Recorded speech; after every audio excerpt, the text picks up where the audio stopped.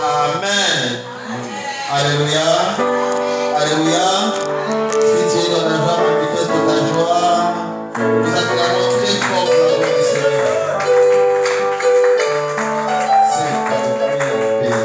Il est digne de louange, digne d'adoration, digne d'être élevé, digne d'être célébré.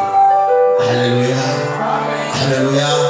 Je suis vraiment rempli de joie d'être au milieu de vous ce soir. Je suis rempli de joie et rempli de reconnaissance envers Dieu parce qu'il nous a préservés, il nous a gardés.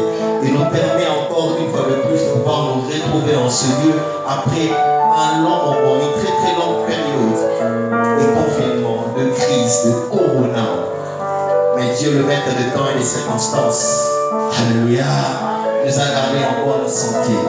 Je voudrais une fois de plus que nous puissions acclamer très fort pour la gloire du Seigneur.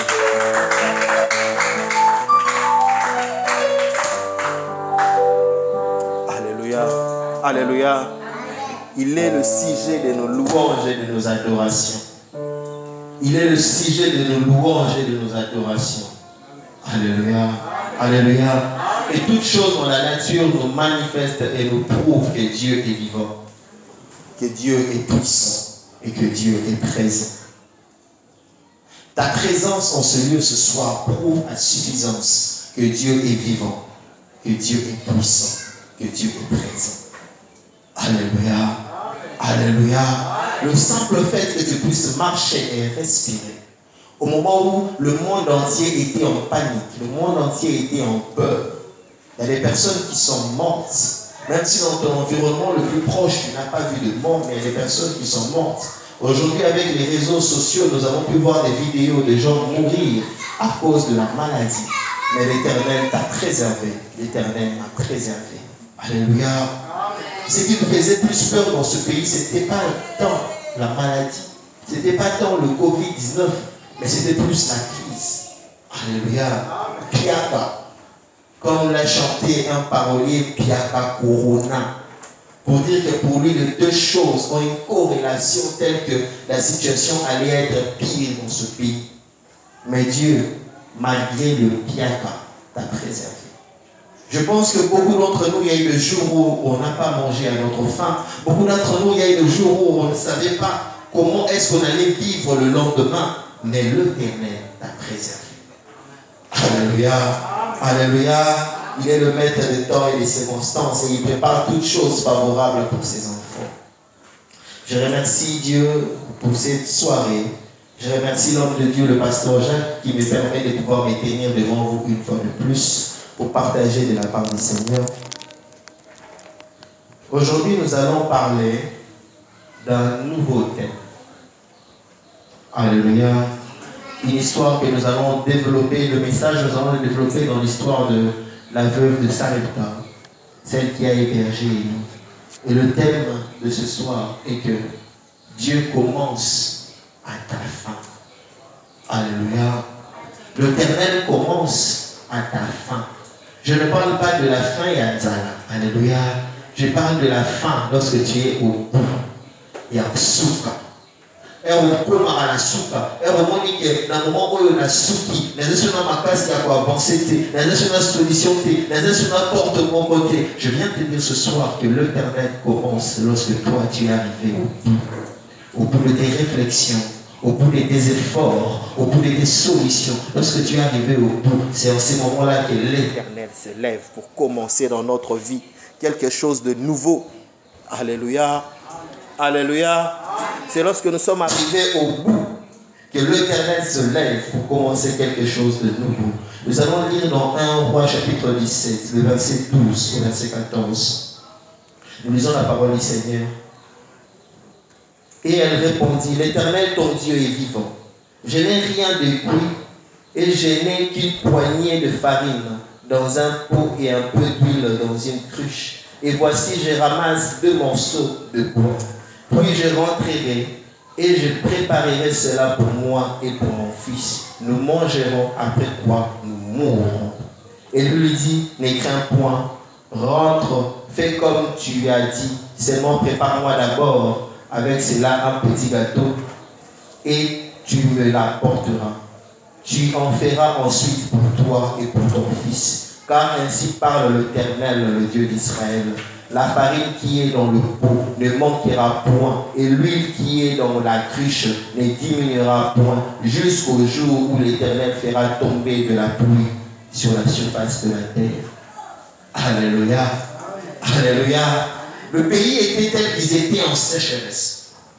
Pendant cette période-là, l'Éternel avait ordonné à la pluie de ne plus arroser la terre. Donc la situation était totale, générale. C'est tout le monde qui vivait la sécheresse. Vous savez, des fois, nous nous réconfortons, malgré nos situations difficiles, malgré les difficultés auxquelles nous nous sommes confrontés. Des fois, nous nous réconfortons, des fois, nous nous sentons allégés parce que nous savons qu'il y a des frères, il y a des sœurs, il y a des oncles, des tantes, des amis, des connaissances, des hommes de bonne volonté qui peuvent nous assister. Alléluia. Alléluia. Il y a d'autres personnes qui, quand ils sont dans le besoin, vont prier à Dieu, ils vont supplier Dieu, montrer à Dieu leur situation. Seigneur, j'ai besoin de ton aide, j'ai besoin de ton intervention. Mais dans sa tête, il sait qu'après ma prière, je vais appeler Papa Kingani, je vais appeler Maman Kingani. Lui pourra m'aider. Alléluia. D'autres vont même encore plus loin et dire à Dieu, Seigneur, est-ce que tu ne peux pas toucher le cœur d'un tel pour qu'il puisse m'assister?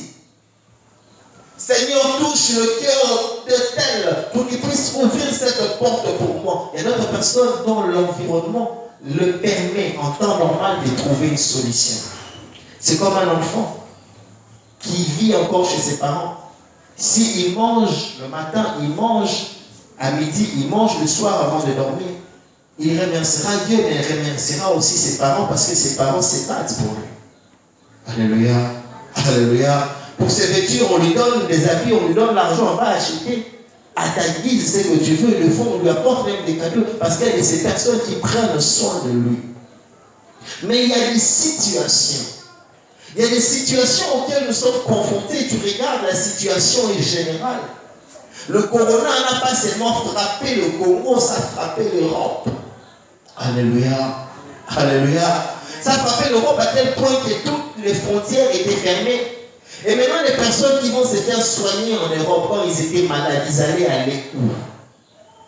Alléluia. Les personnes qui obtiennent l'argent de l'Europe, Western Union, MoneyGram, quand ils étaient dans les besoins, qui a pourvu? Parce que celui de l'Europe vous dit aussi, moi aussi j'ai des problèmes. Moi aussi je ne sais pas me déplacer.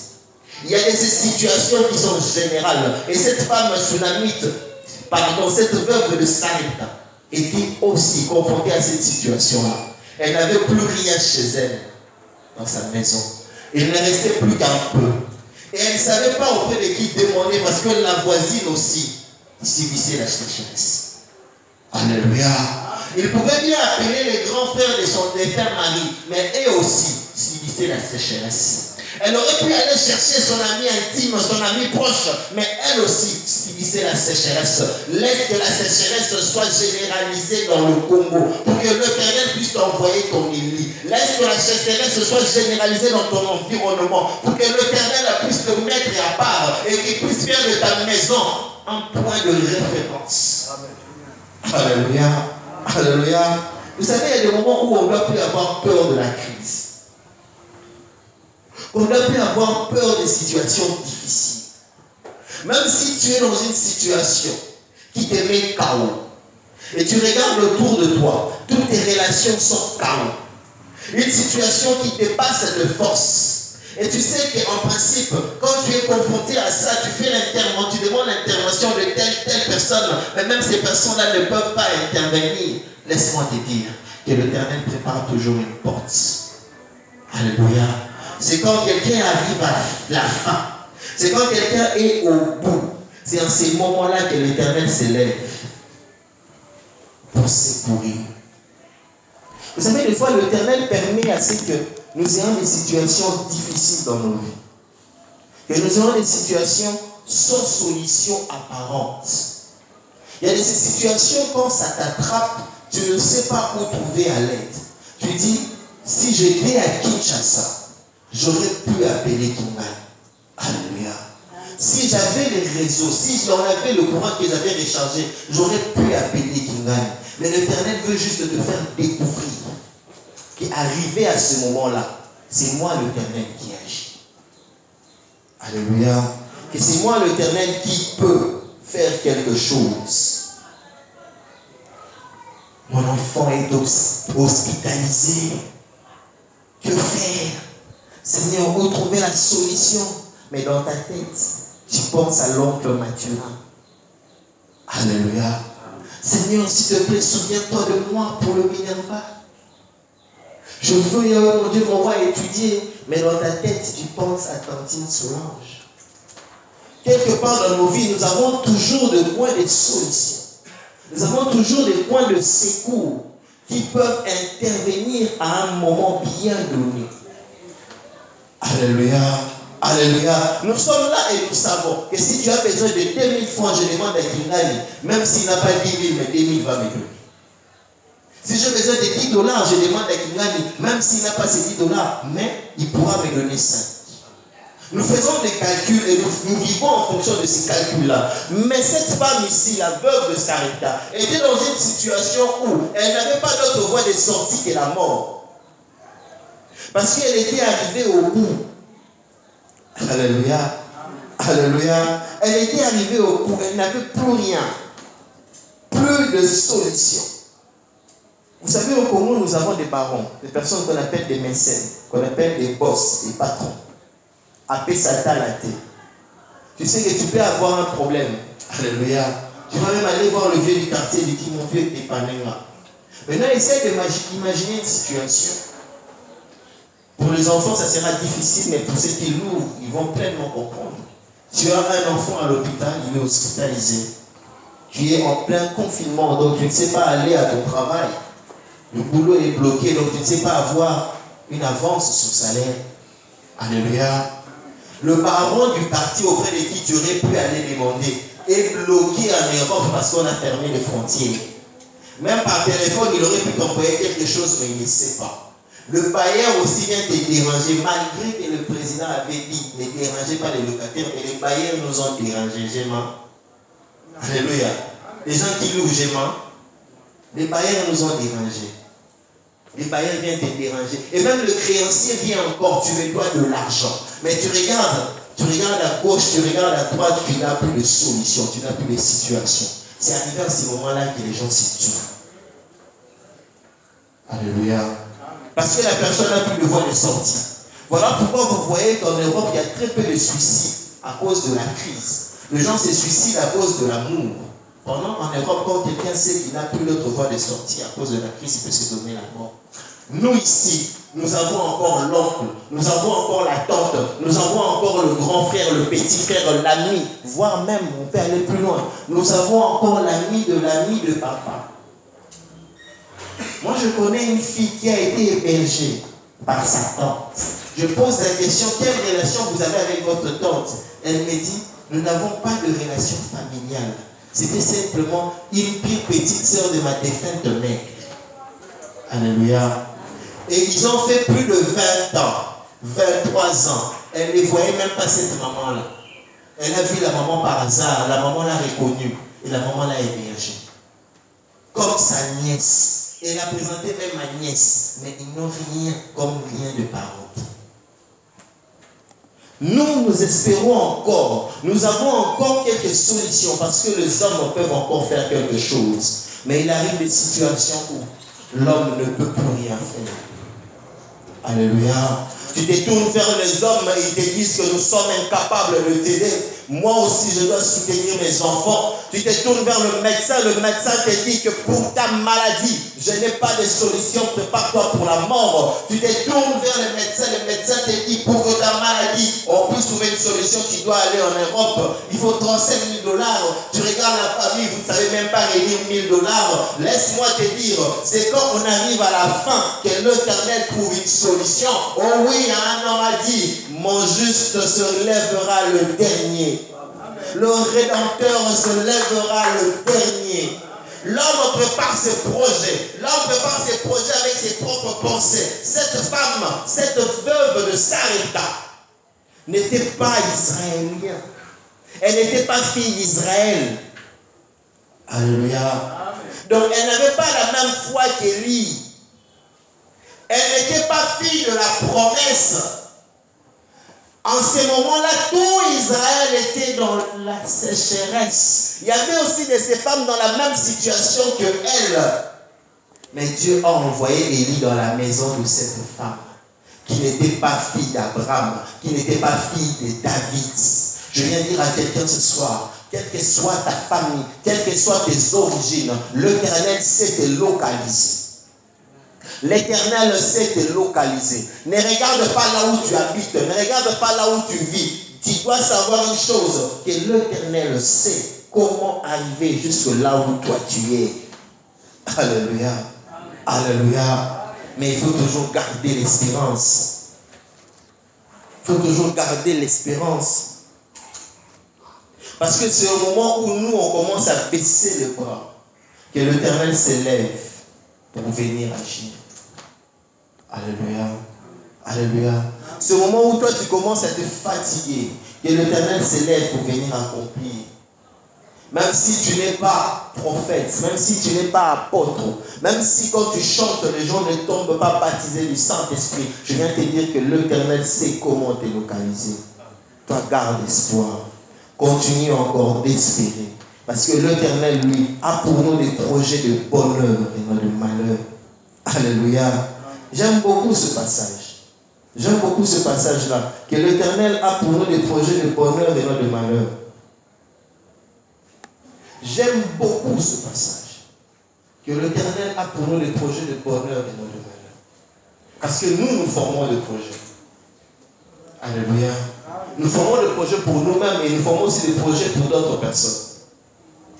Et tous les projets que nous formons pour d'autres personnes ne sont pas forcément des projets de bonheur. Donc les projets que les autres forment aussi pour nous ne sont pas forcément des projets de bonheur. Quand tu es dans la difficulté, quand tu es dans les souffrances, il y a ces personnes qui te voient et qui sont compatissants. Mais il y a d'autres personnes, quand ils te voient dans la souffrance, ils se moquent de toi. Ils te maudissent encore davantage. Ils t'avilisent encore davantage. Tu n'as pas d'endroit où aller. Je ne connais pas la situation de cette femme, mais si vous lisez son histoire, à un moment quand son fils est mort, elle est allée voir Élie pour dire à Élie, qu'est-ce qu'il y a entre toi et moi pour que tu me rappelles le souvenir de mes péchés? C'est que cette femme s'est reprochée quelque chose.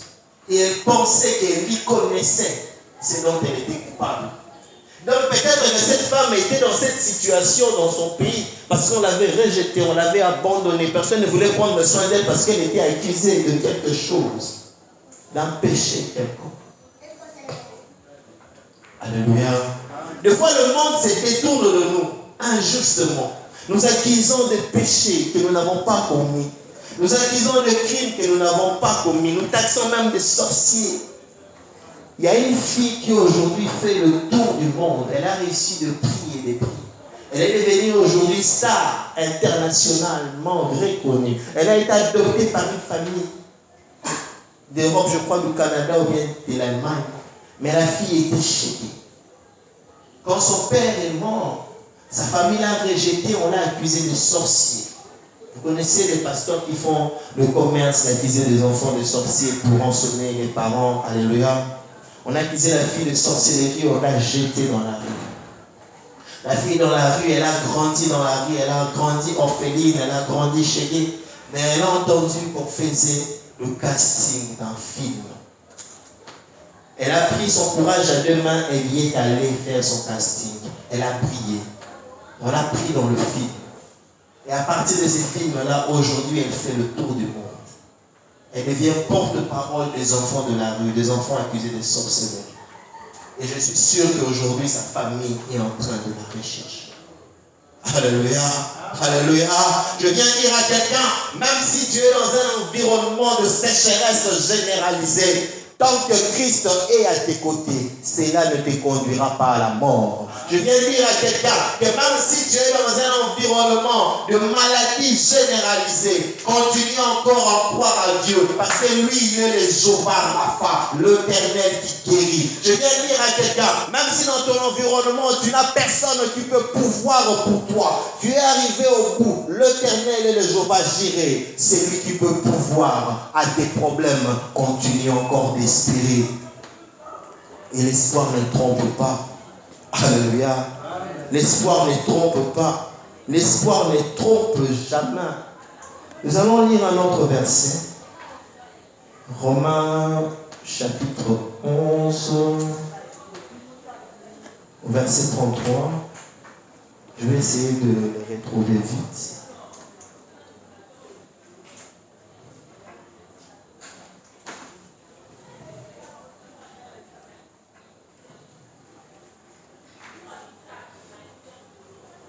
Alléluia. Aux profondeurs de la richesse et de la sagesse et de la connaissance de Dieu, que ses jugements sont insondables et que ses voies sont incompréhensibles. Que ses jugements sont insondables et que ses voies sont incompréhensibles.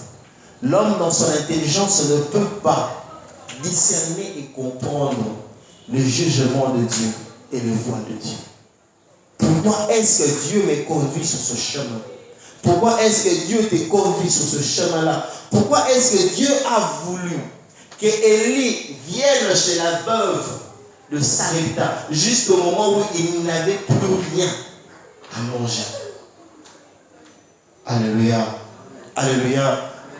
Dieu aurait pu envoyer Élie un mois avant. Dieu aurait pu envoyer Élie une semaine avant. Mais Dieu a attendu juste la fin. Quand cette femme-là s'est résiliée à mourir. Alléluia. Quand cette femme-là s'est décidée pour dire que je n'ai plus d'autre solution, juste accepter la mort. C'est quand Dieu envoie Élie. Comme si Dieu voulait dire à cette femme, ne te résilie pas à la mort, continue encore à espérer. Alléluia. Alléluia. Ne te résilie pas à tomber dans le péché et continue encore d'espérer. N'abandonne pas, mon frère, ma soeur, continue encore d'espérer. Parce que l'espérance ne trompe pas. Je ne sais pas à quelle situation tu es. Je ne sais pas à quelle situation tu es confronté. Peut-être que tu es dans une situation où, si tu ne pêches pas, tu n'auras pas de promotion. Si tu ne pêches pas, tu n'auras pas de boulot. Si tu ne pêches pas, on ne te donnera pas l'argent. Si tu ne pêches pas, on va te chasser de la maison. Je viens te dire, ne te résilie pas. L'Éternel se lèvera le dernier. Il commence quand on est à la fin. Alléluia. Quand tu es à la fin, quand tu es au bout, c'est quand Dieu arrive. Pour que personne d'autre ne puisse partager la gloire avec lui. Je suis sûr que cette veuve-là était allée voir tous les voisins pour leur demander quelque chose et vivre avec son enfant. Je suis sûr que la veuve avait contacté tous ses parents et même les parents de son défunt mari pour leur demander quelque chose et vivre avec son enfant. Et tout le monde lui a répondu, je n'ai pas assez pour partager avec toi. Alléluia. Peut-être d'autres aussi l'ont répondu, je voudrais bien te donner quelque chose, mais est-ce que tu trouverais normal que je sauve ta vie pour un moment et que je sacrifie le mien? Alléluia. Qui donnera le peu qu'il a pour le salut de sien à un étranger, à quelqu'un d'une autre maison? Peut-être que les gens se sont moqués et ont dit, elle sera la première à mourir. Alléluia. Elle sera la première à mourir. Peut-être qu'on l'a pointé du doigt et dire, elle était orgueilleuse quand son mari était en vie. Maintenant là, elle est en train de nous chercher, nous ressentir. Non, aujourd'hui là, je ne sais pas te dire, mais reviens demain que je discute un peu avec mon mari. Alléluia. Sachant que quand elle viendra demain, on lui dira, je n'ai pas encore discuté avec papa. Ils auront le sous l'objet, tout le sous papa. Et quand elle vient, on lui dit non, je ne pourrai pas t'aider, papa, oui. Or, le mari savait déjà que c'était un non, juste pour la faire souffrir. Et si c'était un chrétien, si c'était nous aujourd'hui, je pense que la personne rentrerait se frappant la poitrine pour dire, Seigneur, pourquoi tu m'as oublié? Seigneur, pourquoi tu m'as abandonné, papa? Souviens-toi des répétitions. Souviens-toi, Yahweh, mon Dieu, mon roi, des intercessions. Souviens-toi de mes offrandes, Yahweh, souviens-toi de moi. Alléluia. L'Éternel n'est pas un homme pour oublier, ni un fils d'homme pour se mentir. Il n'est pas un homme pour mentir. Il se souvient et il se lèvera le dernier. Alléluia. Alléluia.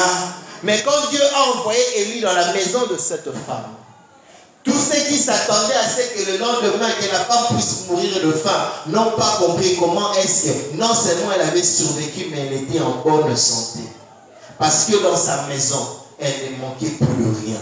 Je viens dire à quelqu'un, ne perds pas espoir, parce que l'Éternel a pour toi un projet. Alléluia. Certes, tu passes par des moments difficiles. Certes, tu passes par des sentiers difficiles. Même si dans ta famille, personne n'est passé par ces sentiers-là et a survécu. Comme toi, tu appartiens à Dieu. Laisse-moi te dire que les voies de l'Éternel sont insondables. Il sait. Pourquoi est-ce qu'il a permis que tu passes par ces sentiers-là? Comme pour la veuve de Sarepta, les gens vont te voir et vont se poser la question, comment est-ce qu'elle a réussi? Comment est-ce qu'il a survécu? Alléluia. Considère-toi comme une personne qu'on a donné une chambre envoûtée, une chambre hantée. On sait que tous ceux qui dorment dans cette chambre-là meurent. Et le lendemain matin, les gens sont à la porte pour voir si tu es encore en vie. Et quand on te voit sortir, on te pose la question de savoir, est-ce que ça va? Alléluia. Oui, ça va. Tu es sûr que ça va? Oui, ça va. Tu as eu des cauchemars? Non, je n'ai pas eu de cauchemars. Parce que l'Éternel te protège. Je me rappelle l'histoire d'un évangéliste. Il est allé dans un pays et à l'intérieur du pays, dans un coin vraiment reculé. Par la révélation de Dieu, Dieu l'a orienté pour aller épouser une jeune fille qui habitait là-bas à l'intérieur, dans un village. Il arrive là-bas, la fille, ses parents ne la donnaient plus en mariage. Elle était très belle. Tous les hommes qui la prenaient en mariage, le lendemain de la nuit de noces, étaient retrouvés morts. Alléluia. Alors le père a dit à l'enfant, je ne sais pas te donner ma fille en mariage maintenant. Passe d'abord la nuit avec elle. Et demain on pourra en parler. Parce que l'homme avait insisté. On lui a dit que cette femme ici, on ne le pousse pas. Mais lui, il a insisté. Non, elle, on ne le pousse pas. Mais lui, il a insisté. On le laisse. Il va dans la chambre. Pendant qu'ils étaient en train de dormir, le Saint-Esprit demande à l'homme de se lever. Lorsqu'il se lève, on lui dit, tiens-toi derrière la porte. Avec sa Bible en main, il est derrière la porte. Il voit un serpent sortir du corps de la femme. Alléluia. Le serpent sortir du corps de la femme et aller là où l'homme était. Le serpent ne voit pas l'homme. Le serpent descend du lit. Il voit ce serpent-là tourner tout autour du lit, tourner, fouiller la chambre sans trouver l'homme. Et le serpent est arrivé devant lui sans le voir, figé.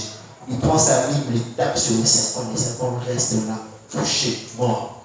Il remonte sur le lit. Le lendemain matin, le papa vient frapper à la porte. Il ouvre la porte, tout le monde était étonné de voir qu'il avait survécu. On pensait qu'il allait mourir. Alléluia. Tout le monde était étonné de voir qu'il avait survécu. Je pense même que cette femme-là était en train de se dire, je suis encore veuve, avant même le mariage, mais tout le monde était étonné de voir qu'il avait survécu. Et moi, je me vois à sa place, lorsque je vois les serpents, je me dis, Seigneur, alléluia. Les voies du Seigneur sont insondables. Il sait. Alléluia. Toute chose concourt au bien de celui qui aime Dieu. Laisse-moi te dire, même le bien qu'a le corona a concouru à ton bien. Si tu ne le vois pas aujourd'hui, tu le verras demain. Laisse-moi te dire, toutes les difficultés que tu as vécues dans ta vie concourent à ton bien. Parce que l'Éternel le dit. Toute chose concourt au bien de celui qui aime Dieu. Même tes péchés passés. Alléluia. Quand tu aimes Dieu aujourd'hui, même tes actions passées concourront à ton bien. Ne perds pas espoir. Ne perds pas espoir. Même si le monde est en train d'être détruit, même si le monde est en train d'aller vraiment vers un mur, même si ton environnement ne te sécurise pas, même si le milieu où tu vis ne te garantit rien, je viens te dire une chose, toute chose concourt au bien de celui qui aime Dieu. Toutes choses concourent au bien de celui qui aime Dieu. Cette femme ici n'était même pas fille d'Israël. L'Éternel s'est souvenu d'elle. Elle n'avait pas fait une prière à Dieu. En tout cas, la Bible ne le dit pas. L'Éternel s'est souvenu d'elle. Alléluia. Elle préparait sa mort. Dieu préparait pour elle être un témoignage. Elle voyait la mort pour elle et son enfant. Dieu voyait leur survie. Elle se disait, je vais manger ce pain et mourir de faim. Dieu voyait que sa maison serait source intarissable de nourriture. Alléluia. Même dans le Congo, un pays de tantôt plus tôt, laisse-moi te dire que l'Éternel a préparé pour toi une voie de sortie. Que l'Éternel a préparé pour toi une porte de sortie. Alléluia. Que personne ne peut discerner, que personne ne peut voir. Mais l'Éternel a fait pour toi un projet pour sortir de ta situation. Ne désespère pas. Alléluia. Alléluia. Je sais, nous sommes humains. Nous réfléchissons toujours comme nous pouvons nous réfléchir. Nous nous limitons toujours à ce que nous voyons. Des fois, nous n'avons pas la force. Nous n'avons pas la force de pouvoir être ce que l'Éternel attend de nous. Parce que la parole de Dieu est claire. Toute chose concourt au bien de celui qui aime Dieu. Il attend de nous qu'on lui donne de l'amour. Alléluia. Il attend de nous qu'on lui donne de l'amour. Nous devons, nous, aimer Dieu. Afin que toute chose concourt à notre bien-être. Il dit, vous allez boire des breuvages mortels, mais vous ne mourrez pas. Et laissez-moi vous dire que parmi les plus grands témoignages, il n'y a pas plus grand témoignage que si ce sont tes ennemis qui viennent témoigner que Dieu te protège, que Dieu est fidèle dans ta vie. Alléluia. Toi, tu peux bien dire que Dieu m'aime, mais si ton ennemi vient te dire, j'avais fait ça pour que tu meurs, mais je n'ai pas pu te tuer, ton Dieu est puissant. Même toi, tu vas réaliser que ton Dieu est puissant. Alléluia. Vous allez boire des breuvages mortels, vous ne mourrez pas. Je finirai en disant ceci. N'aie pas peur de l'adversité. Ce n'est pas parce que les personnes se sont levées pour te combattre et que tu sens que tu n'as pas la force de pouvoir le vaincre que l'Éternel t'a abandonné. Toute chose concourt au bien de celui qui aime Dieu. N'aie pas peur de la crise. Ce n'est pas parce que tu es arrivé au bout, tu n'as plus de solution. Tu ne sais pas où aller frapper de la tête pour trouver la solution à ton problème que l'Éternel t'a abandonné. L'Éternel est plus grand que la crise qui te menace. N'aie pas peur des situations difficiles parce que l'Éternel a fait pour toi un projet. Et ces situations-là ne seront pas la fin de ta vie. Alléluia. Même s'il y avait la sécheresse dans le Congo, même si c'est la disette dans le Congo, même si le Congo va droit dans une situation on ne sait pas où, laisse-moi te dire que même si le taux arrivait à $1, 5000 francs, l'Éternel a fait pour toi un projet. Alléluia, alléluia, qui s'accomplira. Même si tu arrives au bout et que tu regardes que le projet que tu avais fait n'a pas marché, que tu as échoué, que tu as perdu ton argent que tu avais investi, laisse-moi te dire que ton Rédempteur est vivant. Il se lèvera le dernier. Il est le Dieu qui restaure. Alléluia. Il est le Dieu qui restaure le commerce qu'on a commencé, qu'on a perdu parce que les gens étaient méchants. Il est le Dieu qui restaure. Il restaure la vie des personnes qui n'ont pas pu étudier parce que papa était mort, maman était morte et les oncles n'ont pas voulu te faire étudier. L'Éternel est celui qui restaure. Il est le Dieu qui restaure les femmes qui ont été abusées et trompées par les fiancés, par leur mari. Il est le Dieu qui restaure ces hommes qui ont été trompés par les amis qui les ont escroqués. Il est le Dieu qui restaure. Je viens dire à quelqu'un ce soir que l'Éternel agit lorsque toi tu arrives à la fin. Donc comme tu puis à la fin, garde encore espoir. La Bible dit, tant que tu vis, il y a encore de l'espoir. Tant que tu vis, il y a encore de l'espoir. Mon frère, ma soeur, tant que tu vis, il y a encore de l'espoir. L'Éternel n'a pas changé. Le Dieu qui a ressuscité un mort, parce que ces morts allaient entrer en contact avec les eaux d'Élysée. Ce Dieu-là est encore vivant. Et ici, aujourd'hui, maintenant, il y a plus que les eaux d'Élysée. Il y a Jésus-Christ de Nazareth qui peut ressusciter dans ta vie tout ce qui est mort. Le Dieu qui a dressé un serpent de rein pour que les enfants d'Israël qui avaient été mordus par les serpents regardent et soient guéris. Ce Dieu-là est encore vivant. Et il a dressé Jésus-Christ sur la croix de Golgotha pour que toi tu puisses être sauvé. Il y a encore de l'espoir. Même si dans ta famille, la puissance du diable est tellement puissante que rien ne peut marcher, que vous avez des limitations, que vous êtes bloqué. Laisse-moi te dire que le Dieu que tu sers, que le Dieu que tu pries est au-delà des pouvoirs magiques. Au-delà des pouvoirs magiques. Alléluia. Ne regrette pas, Seigneur, pourquoi je suis né dans une famille pareille, où la sorcellerie est visible, où les liens des magiciens sont encore puissants. Laisse-moi te dire que les voies du Seigneur sont insondables. Lui sait pourquoi il t'a fait passer par là, pour que tu puisses en tirer gloire demain. La majorité de ces hommes de Dieu que vous voyez brûler à Kinshasa, quand vous entendez leurs témoignages, ils viennent de familles de sorciers, des familles de magiciens. Alléluia.